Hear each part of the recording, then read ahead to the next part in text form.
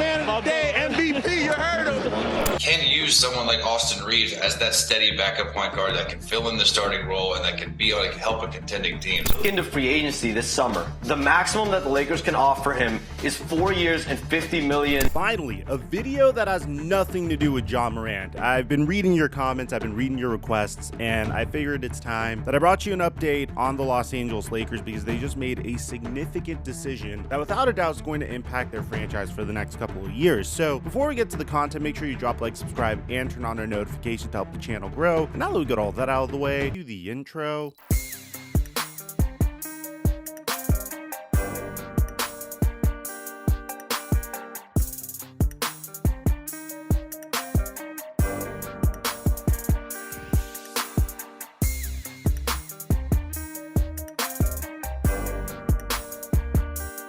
As to how we're doing financially so far. I've made $5,407 so far, but it seems like my followers have been having significantly more success than I have. For example, my man Just2K was able to make $800 by putting up $80. My man Anthony was able to make $1,250 off of putting up $50. And we're about to ramp things up because it's March Madness, bro. So if you haven't played Prize Picks and you want to make some money with us, all you have to do is go to Prize Picks, download the app, and use my promo code microphone, and they'll give you an additional $100 when you deposit $100. I post pics each and every day onto my Instagram story. I've been doing a lot of research on this recently to try to get us an edge. I've been learning a lot about this niche, by the way, and it's been a lot of fun learning about it, and I highly recommend it. It's a great way to get some action in some games that you may not have been paying attention to. So download Prize Picks and use my promo code microphone to get up to a $100 deposit match, and thank you, Prize Picks, for the sponsor. Mic check 1 2 1 2. What's going on, everybody? I apologize if I'm not in my same studio. I'm currently in New York for a friend's wedding. I know what you might be thinking. Mike, you take a lot of trips. I'm primarily using this as a tool to deal with the burnout from all the content that I've been making recently, and to be honest, it's been working. Los Angeles Lakers have had a very unique 2 seasons, and to be honest, it's definitely tested a lot of Laker fans' fandom to the organization, myself included. I will admit it was very, very difficult for me to sit down through an entire 2.5 hour or 3-hour Laker game during the 3-6-0 era of Russell Westbrook, LeBron James, and Anthony Davis. It was not only very painful to watch, but it was truly horrific basketball that was failing to meet our expectations as Laker fans. And at least if there was some sort of building block, some sort of stepping stone, if we were building to becoming better as a team or building towards having more chemistry, I'd be okay with it. But throughout the year, it was just so embarrassing to not only watch Russell Westbrook get ridiculed by Laker fans, which must have been heartbreaking considering the fact that he went to college in Los Angeles, to practically the entire NBA laughing at the Los Angeles Lakers front office and Rob Pelinka for making this decision to begin with. The entire year last year was spent pointing fingers at whose fault this entire situation was. Was it LeBron James and Anthony Davis because they wanted to play with the former MVP even though the fit didn't necessarily make sense? Was it Rob Pelinka and Jeannie Buss for deciding to gut out all of their depth and their role players, sending Kentavious Caldwell-Pope and Montrezl Harrell and Kyle Kuzma to the Washington Wizards so they could take on a former MVP that didn't fit into their system at all whatsoever? At the end of the day, the Los Angeles Lakers were able to escape in a very crafty way. And I remember at the time of the trade deadline when the D'Angelo Russell trade occurred, I said the Los Angeles Lakers made the trade of the year. Later on, we kind of made that an inside joke between us because, well, what the Phoenix Suns did for Kevin Durant was insane. I mean, I don't think I've ever seen a trade like that in the middle of the season that could impact the team to that extent. It's quite possibly the Pau Gasol trade that the Lakers made in the late 2000s. As time went on, and given the fact that Kevin Durant sustained a fairly significant injury, I have to admit I'm starting to become more and more convinced that the trade that the Lakers made was the trade of the year. But unfortunately, Laker fans are disappointed because they aren't getting the results that they had been expecting since the trade. This all started in January when the Lakers traded a 2012 2023 second round pick and a 2029 second round pick, and the less favorable between a 2028 second round pick between Los Angeles and Washington, and Kendrick Nunn to the Washington Wizards for Rui Hachimura, which at the time I thought was a fantastic trade. Not necessarily a situation where I think this was going to make us instant NBA Finals contenders, but it was definitely a building block and a step in the right direction. Then the Lakers made their ultimate move, bringing back D'Angelo Russell in exchange for a protected first round pick in 2024, bringing in Jared Vanderbilt and Malik Beasley in exchange for Juan Toscano Anderson, Damian Jones, and Russell Westbrook, and then acquiring Devon Reed for Thomas Bryant, and then ultimately bringing in Mo Bamba from Orlando in a 4-team trade as well. I cannot express my gratitude for this trade going down. It essentially ended a very pivotal era in LeBron James team building, where LeBron will go out and seek out any player that used to be an MVP and would be willing to gut out all the youth on his roster to go ahead and acquire that player. And he's had a history of doing this, and I'm not saying it's necessarily a bad thing to do. Sometimes it's worked out in his favor, like when he told the Cleveland Cavaliers to trade Andrew Wiggins, who was the #1 overall pick at that time, and Anthony Bennett, their #1 overall pick the year prior, in a package to the Minnesota Timberwolves to bring in Kevin Love so that he could form a big three between himself, Kevin Love, and Kyrie Irving. And that worked out wonderfully. He kind of did something similar with Dion Waiters when Dion Waiters was traded in a trade that brought back J.R. Smith and Iman Shumpert. And then there were moments like the Russell Westbrook trade that just didn't work out. As a matter of fact, it probably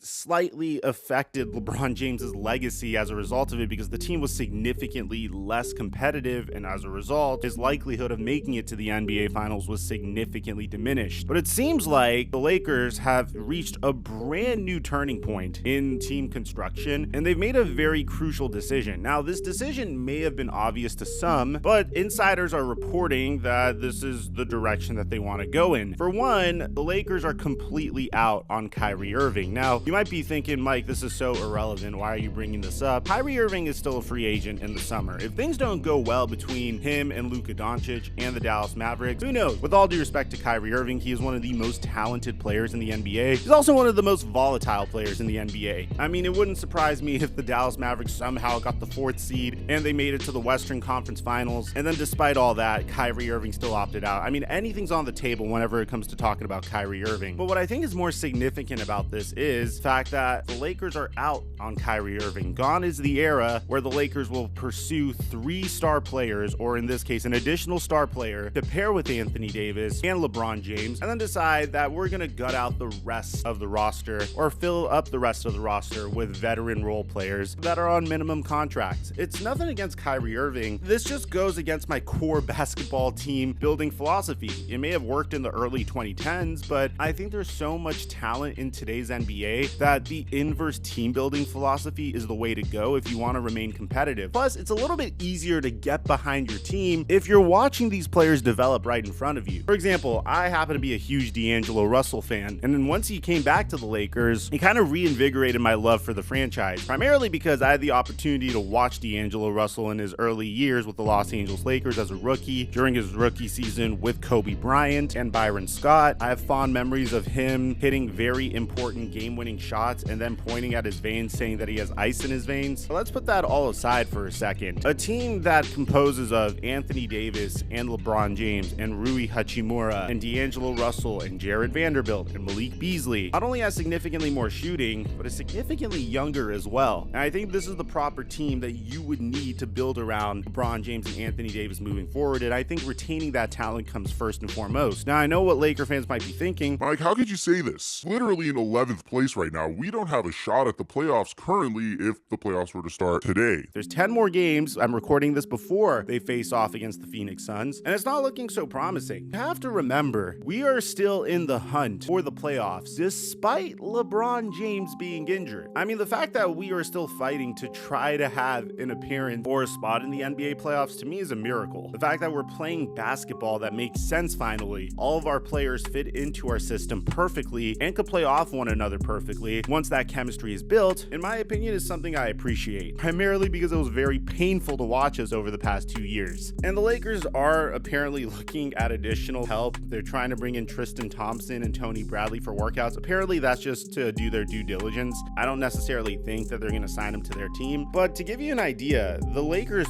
youth has been so good recently that you're literally seeing a player that has developed in front of our very own eyes, demanding a 4-year, $50 million contract. Yes, Austin Reeves is set to be a restricted free agent, and he currently could receive probably a maximum of a 4-year, $50 million contract as a restricted free agent. Unfortunately, it seems like Austin Reeves' market is so robust and so deep that he's probably going to get a bigger contract offer than $50 million with 4 years, and is probably going to get a contract that's larger than what the Los Angeles Lakers are willing to pay. I mean, Chandler Parsons said it in this article, stating that I think he gets more than $50 million. I don't think the Lakers are going to be able to hold him for $50 million. I think he's shown that he's a starting point guard. He's a great bench player, and a team that is actually good and a contender can use someone like Austin Reeves as that steady backup point guard that can fill in the starting role and that can help a contending team. I look for him to get one of those restricted, tough contracts that the Lakers are forced to either match or not match, and I don't think they can afford him. Hit him with that Chandler Parsons type deal, that contract with a player option and whatever. Yeah, make it hard on the Lakers, and I think he's out. Well, this is what Shams Charania officially had to say about the situation. So there's gonna be a significant market. This is a guy, like Chandler says, plays the right way. He has an edge to him, makes winning plays. He doesn't really make mistakes out on the floor. Austin Reeves is gonna go from undrafted, two-way, non-guaranteed contract, potentially 4 years and $50 million this summer. Recently, Austin Reeves has had a 35-point game with 6 assists. And honestly, no matter what happens to Austin Reeves, I genuinely just happy for the man. I mean, from starting as a 3-star recruit all the way to potentially signing a huge contract with another team that could guarantee generational wealth so long as he doesn't make Dennis Schroeder-like business decisions is fantastic. And I'm very, very happy for him. As a matter of fact, I'm thinking that I need to make a documentary on Austin Reeves. So if that's something you guys would be interested in, let me know in the comment section down below. Following this, I think I'm tired of making John Morant updates, and I think you guys are tired of hearing them. So if there's any other topic in the NBA you'd like me to cover, please let me know in the comment section down below. Aside from that, I'm your boy Mike, and I'm dropping our mic until our next upload.